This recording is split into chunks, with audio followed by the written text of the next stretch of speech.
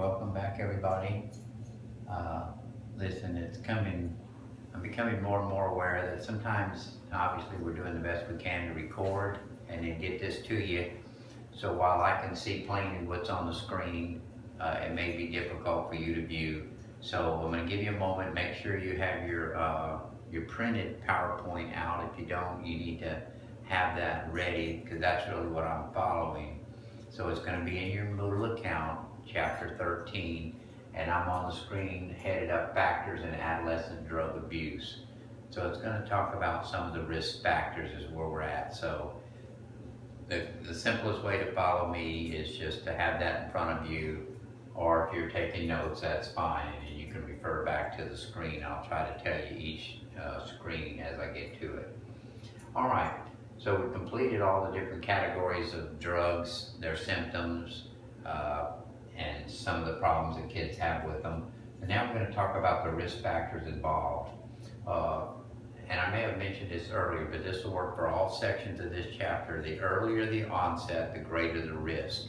What that means is when a young person starts engaging in any maladaptive behavior, whether it's alcohol, cigarette smoking, other drugs, delinquent behavior, or any of those things, those maladaptive behaviors, the earlier they start, the greater the long-term risk, meaning it's going to create more damage, developmental problems, or a greater difficulty of getting away from those substances. So always pick the youngest age. If you're given the ages A, B, C, D, pick the youngest age as the greatest risk.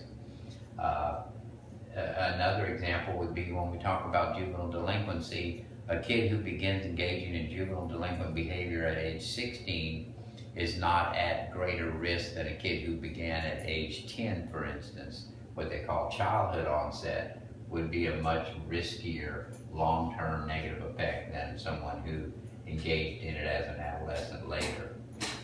Some other risk factors, I mentioned this before on the subject of drinking and alcohol. If you drink in high school, the binge drinking, as kids transition on to college, their level of drinking increases. It doesn't decrease, it increases.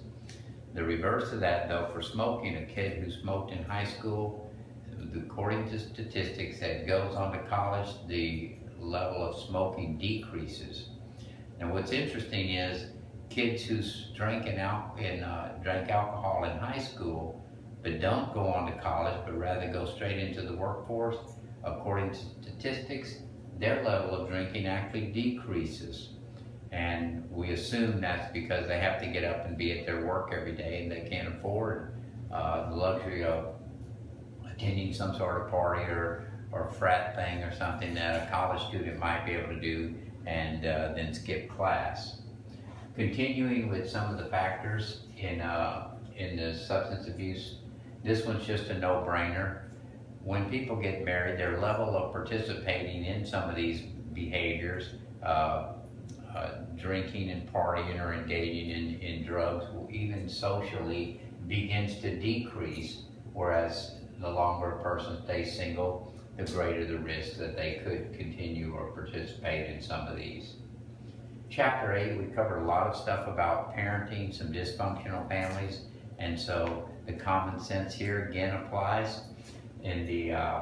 When it comes to parental involvement, the parents who are the authoritative style, firm, fair, they supervise their kids, they monitor their kids, they're aware of what their kids are up to, who their friends are, and so on.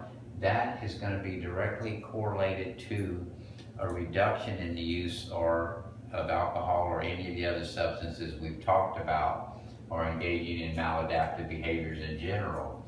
And of course, the opposite of that would be the dysfunctional families, specifically and especially in cases where we have low parental involvement. And that would be the neglectful style that I talked about. They're totally out of touch with what their kids are up to, what they're getting into, who their friends are. They're not monitoring them. And of course, the correlation there, the direct result there, would be an increased risk of their kids getting involved and participating in these maladaptive behaviors. And that wraps up the section on substance abuse and the risk factors and so on. But just keep in mind, a lot of this is common thread throughout all the different maladaptive behaviors in the chapter. Now, the third major section in this chapter gets onto the subject of juvenile delinquency. This is the population that we work with here at the Village program on a regular basis. The kids we deal with are kids who have been adjudicated delinquent for the most part. So pay attention that juvenile delinquency and adjudicated delinquent is not necessarily the same thing.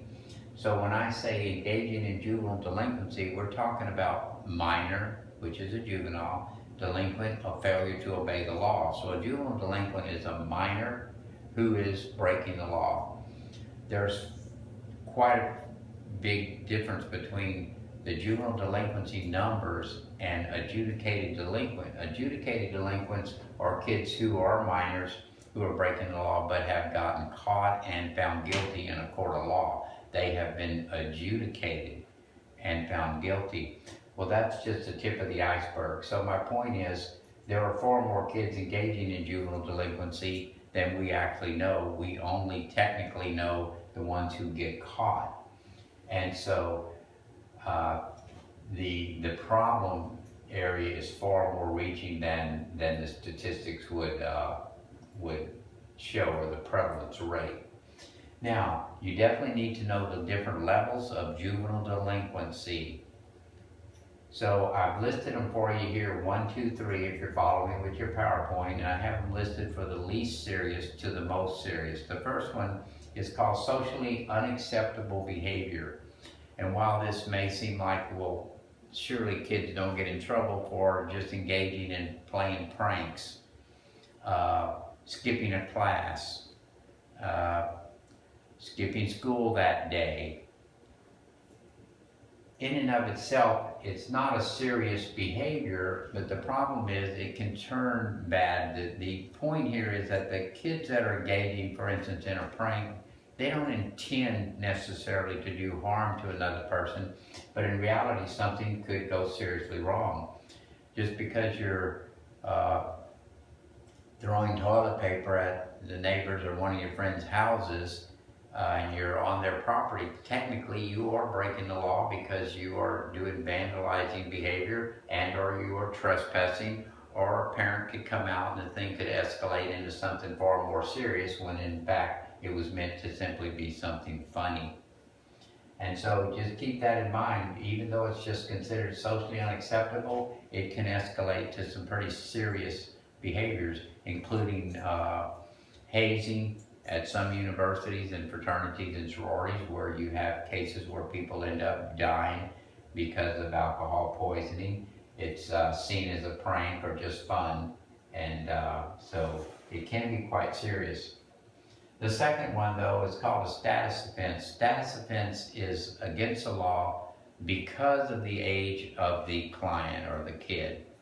And so the simplest way to know this on the test, just ask yourself, if the person is an adult, would this be legal? If the answer is yes, it would be legal. And then ask, if they're a minor, is it illegal? If the answer is still yes, then that's a status offense. So what is the status of the person committing the offense? And so some simple examples, it's certainly against the law for a minor to purchase cigarettes, to purchase alcohol, to frequent a casino and get in and gamble with a false ID, a fake ID, but an adult could do any of those things. Another example might be a charge of ungovernable behavior. Two adults can certainly engage in an argument as long as it doesn't result in domestic violence, but they can certainly argue and one could storm out and they wouldn't be breaking the law, whereas a minor being ungovernable, refusing to follow any reasonable demands of their parent or guardian could be charged with being ungovernable. We have kids in our program that have this very charge. The parent tells them they're grounded and can't go out, and they leave anyway and don't return until they're ready. They refuse to comply with their discipline, and that's called ungovernable. Running away from home. Well, obviously an adult, if they disagree, a young person living at home and they want to move out, they can. they have not run away from home, but a minor leaving without the permission of the parent and staying gone, running away, would be a status offense. The third level of juvenile delinquent behaviors called index offenses, and index offenses are crimes against society regardless of age. So it wouldn't matter if you were 50 years old or 15 years old. If you engage in an index offense, then you have committed a felony and you can be charged. So think of things like, it wouldn't matter how old you are, it's still against the law to commit arson, burglary, shoplifting, rape, murder, assault on another individual. These are crimes against society, and you can be charged regardless of age. Now here's another one of my little test-taking tips. Sometimes the author tries to trick you, right? And the author might say, Johnny is 16 years old and has just committed arson. What type of offense has he committed? Well, you ignore that he's 16 years old, because it wouldn't have mattered if he was 16 or if he was 60. Arson is a felony and he's committed an index offense. So it's regardless of age. So that's really the key there. So keep these things in mind, because as we move through this section, you're also going to have to know certain mental disorders or diagnostic assessments on some of these behaviors. As if the question just simply identifies the behaviors, they're asking you to pick one of these three. But if we get into an actual disorder, for instance, conduct disorder, and I'm telling you now, this is one of the ones you'll need to know. This semester I really haven't had to introduce disorders to you, but the Diagnostical Statistical Manual of Mental Disorders has very specific criteria that you have to meet to be diagnosed with a disorder.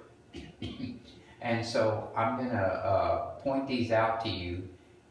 I try to be as accurate as I can, because when you actually look in the Diagnostic Statistical Manual of Mental Disorders, this isn't exactly the way it reads. What you're seeing is just some very specific few points here.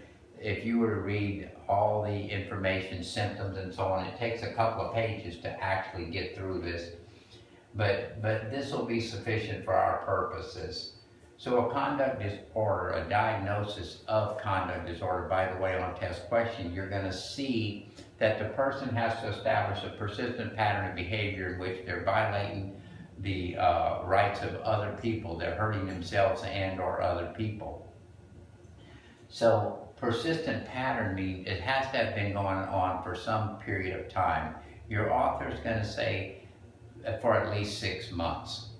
Technically, the way it's going to read in the statistical manual is for a year, with at least one of the multiple behaviors, being 3 or more, within the last 6 months. So we'll just keep it simple and say multiple behaviors, meaning 3 or more, within the last 6 months, and that'll be fine.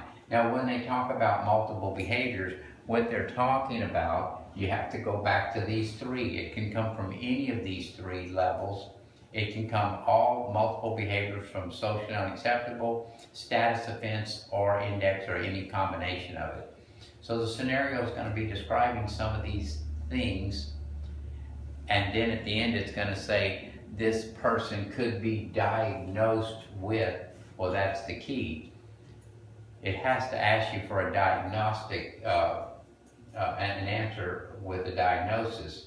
And so you have to have this criteria: multiple behaviors, 3 or more, at least 6 months or more. That establishes a persistent pattern, and the person has to be 15 or younger is generally the age they use. And so the reason for that is many states, at the age of 15, most states, if the offenses are serious enough, like a capital offense, the young person may be tried as an adult. Now, if we were to continue, if the young person continued to do this all the way into adulthood, the very same what you might be familiar with an antisocial personality disorder diagnosis would be assigned to adults. But for juveniles, we're going to use, and this is what the courts would use, is conduct disorder. This is probably 95% of the clients that we work with have a conduct disorder because they have been engaged in persistent behavior, basically breaking the law at various levels. Now, I'm not going to ask you to remember all of these numbers, but this gives you some idea that 3 million kids a year are being arrested in our country, and that represents 10% of all adolescents. Now, I'm going to go back and remind you, that's the ones being arrested. There are far more kids engaging in delinquent behavior, but they're not getting caught and they're not being arrested. So when you see this 10%, what that is known as, or when you look in the Diagnostic Statistical Manual, that's the prevalence rate. So any given day in our court systems, our police are picking up and arresting and charging young people. About 10% of the young people are actually getting caught on any given day. That's the entire population. We really don't know the total number that are actually engaging in delinquent behavior that we never catch. The other thing to note here, pay attention on the test, the name of the kid, the adolescent, in the question. It's going to be far more likely that a question with Johnny, Jimmy, Joey, it's going to be a male, in other words. So the high percentage or majority, in fact 80% of the young people being arrested or adjudicated delinquent in America are going to be males rather than females. Now they're starting to unfortunately see a trend among the female population, an increase in engaging in juvenile delinquency. Usually it's associated with either affiliation with gang involvement or associating with gang members, or the high crime neighborhoods in which some of these kids live. And so it's unfortunate that number is increasing. However, generally speaking, this is nationwide. Usually the majority of the kids that are being arrested and adjudicated in programs like ours are going to be males far more often than females. I think that's a good place to stop this week. Maybe next time, if I have a little bit of time on the video, I'd like to talk to you about gangs and the problems with gangs in our country. But I'll see you again in the next session.